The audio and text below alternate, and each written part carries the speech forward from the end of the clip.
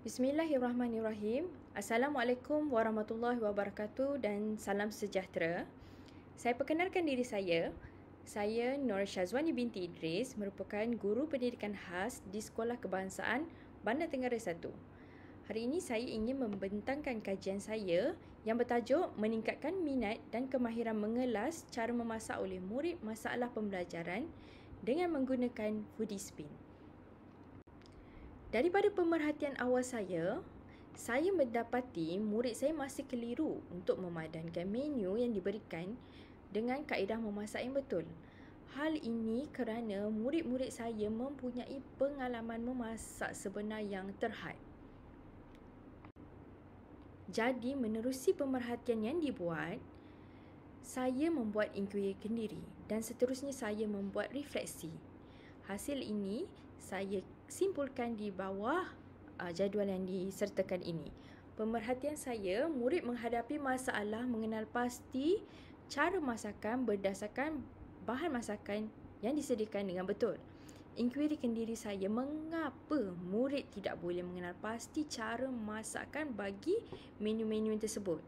Refleksi, saya terlalu fokus untuk murid mempelajari 5 cara memasak tanpa melihat keadaan murid dan keperluan pembelajaran mereka. Yang kedua, pemerhatian saya, murid tidak berminat membuat aktiviti pembelajaran mengenal cara memasak. Mereka tak berminat, tak menunjukkan keseronokan. Dan apakah yang membuatkan murid hilang minat untuk belajar ini?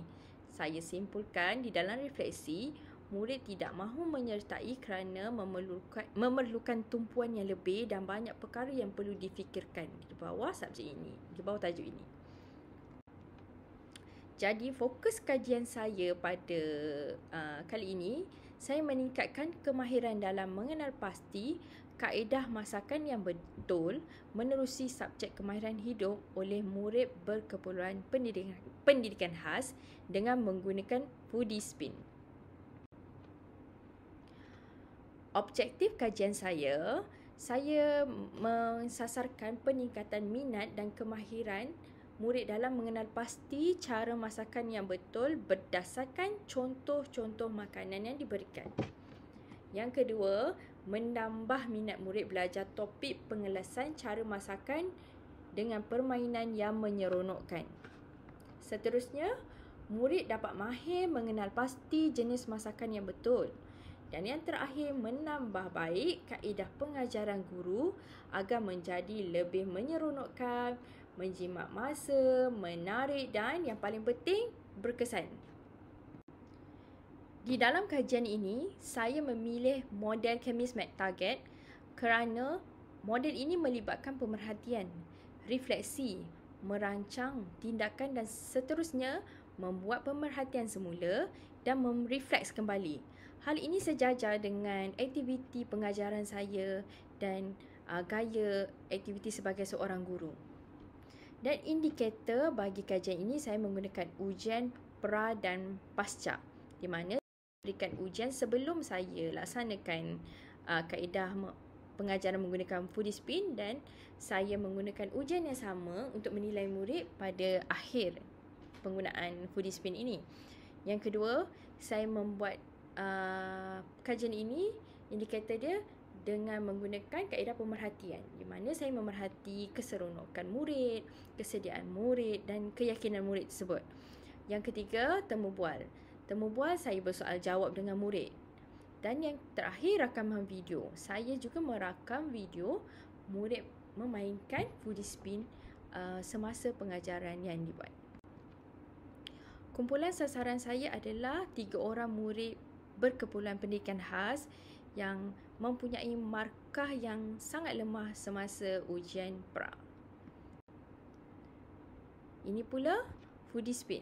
Foodie spin ini saya bahagikan kepada 3 komponen, iaitu yang pertama dia adalah roda, yang kedua adalah kad imbasan dan yang ketiga adalah QR code di belakang kad imbasan tersebut. Okey, cara bagaimanakah foodie spin ini untuk dimainkan adalah murid akan putar roda, bahagian roda tu Dan di bahagian roda itu terdapat 5 kaedah masakan, iaitu mencelur, merendidih, menggoreng tanpa minyak, menggoreng dengan minyak sedikit dan menggoreng dengan minyak yang banyak. Dan warna-warna pada roda itu sepadan dengan warna-warna yang ada pada kad imbasan tu. Hal ini bermaksud apabila murid dapat warna biru, murid perlu mengambil kad imbasan yang berwarna biru, dan kaedah memasak yang biru tu akan sepadan dengan menu yang berada di kad warna biru tu. Okey, contohnya murid putar roda tu, murid dapat warna biru lah. Warna biru. Biru tu adalah mencelur. Okey, mencelur murid ambil kad yang warna biru tu, tauge. Jadi dekat tauge tu murid tahulah, okey, ini adalah tauge ini dimasak dengan kaedah mencelur. Jadi tauge ni nak masak tak perlu lama-lama, celur je. Okey, bagaimana ni celur ni, tak faham bagaimana konsep mencelur tauge. Murid akan pusingkan kad tu, kat belakang tu ada QR code. Jadi untuk pengajaran ini saya menggunakan bahan bantu mengajar yang lain juga. Saya menggunakan ICT, boleh guna telefon bimbit ataupun tablet. Murid scan QR code tu, dia akan terus link ke YouTube video-video pendek tentang bagaimanakah cara untuk memasak tauge menggunakan kaedah mencelur. Dapatan daripada penggunaan Foodispin di dalam pengajaran kemahiran hidup saya, dia bawa tajuk mengenal kaedah memasak asas. Saya mendapati murid A mempunyai peningkatan, di mana pada awalnya dia hanya betul 3 saja, dan di ujian akhir dia dapat markah penuh. Sama juga dengan murid B, pada awalnya dia 2 saja, akhirnya dapat markah penuh. Murid C pun sama, daripada 2 markah dia terus melonjak kepada 10 markah. Dapatan dan perbincangan daripada kajian tindakan ini, saya menyenaraikan respon murid. Tidak jawab soalan, murid jawab soalan, jawab dengan yakin, jawab yakin dan tunjuk minat. Murid A, dia tidak menjawab soalan pada awalnya. Pada akhirnya dia menjawab soalan. Dia mula-mula dia jawab soalan tak yakin.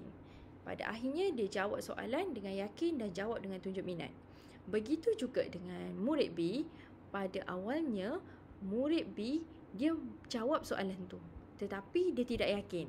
Pada akhirnya dia dapat jawab soalan, jawab dengan yakin dan jawab dengan tunjuk minat.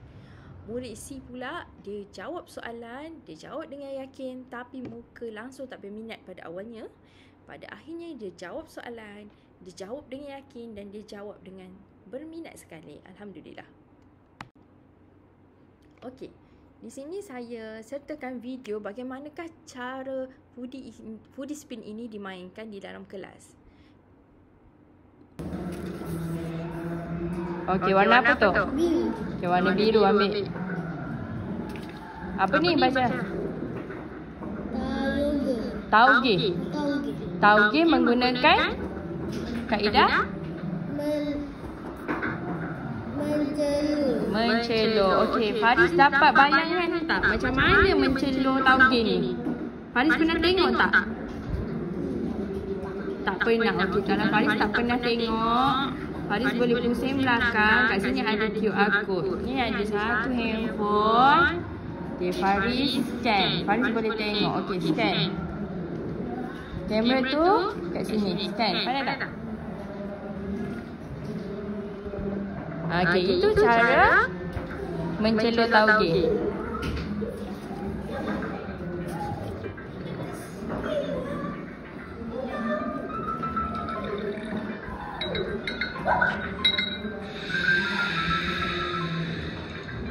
Tu dia masukkan air, dia didihkan, dia letak sekejap je.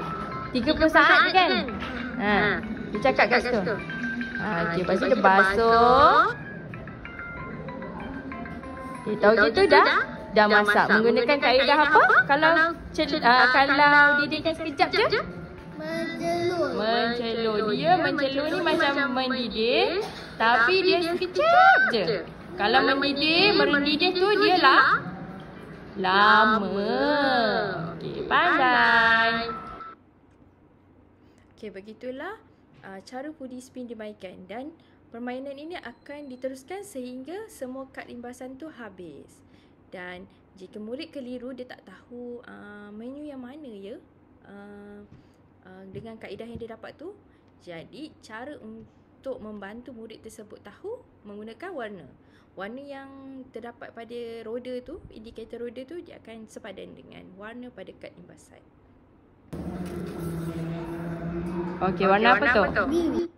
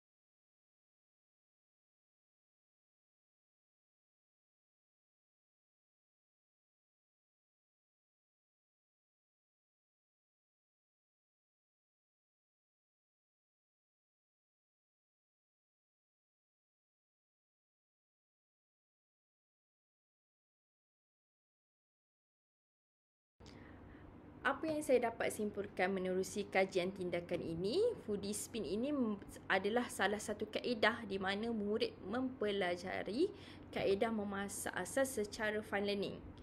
Dan yang membuatkan foodie spin ini lain, di belakang kad imbasan tu terdapat QR code. Murid boleh scan untuk lihat cara memasak dan memberikan murid pengalaman memasak yang lebih jelas.